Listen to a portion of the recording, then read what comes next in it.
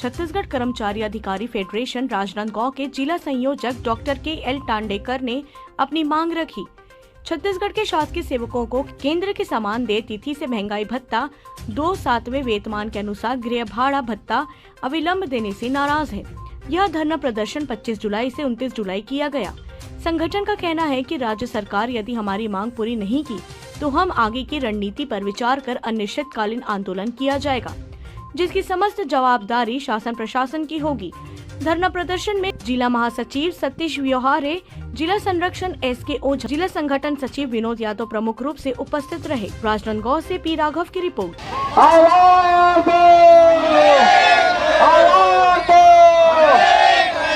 तेरी तानाशाही नहीं चलेगी, नहीं चलेगी। तेरी तानाशाही नहीं चलेगी, नहीं चलेगी। हमारी एकता जिंदाबाद, जिंदाबाद, जिंदाबाद। कर्मचारी अधिकारी फेडरेशन जिंदाबाद, जिंदाबाद, जिंदाबाद। भूपेश तेरी तानाशाही नहीं चलेगी, नहीं चलेगी। बोल जमुर्रे हल्ला बोल, हल्ला बोल, हल्ला बोल। ताली बजा के हल्ला बोल, हल्ला बोल, हल्ला बोल। हाथ उठा के हल्ला बोल, हल्ला बोल, हल्ला बोल, हल्ला बोल, हल्ला बोल, हल्ला बोल, हल्ला बोल। छत्तीसगढ़ कर्मचारी अधिकारी फेडरेशन रायपुर के आह्वान पर पूरे छत्तीसगढ़ राज्य में दिनांक 15 जुलाई से 29 जुलाई तक कर्मचारी अधिकारी की 2 सूत्री मांगों को लेकर धरना आंदोलन का आयोजन किया गया।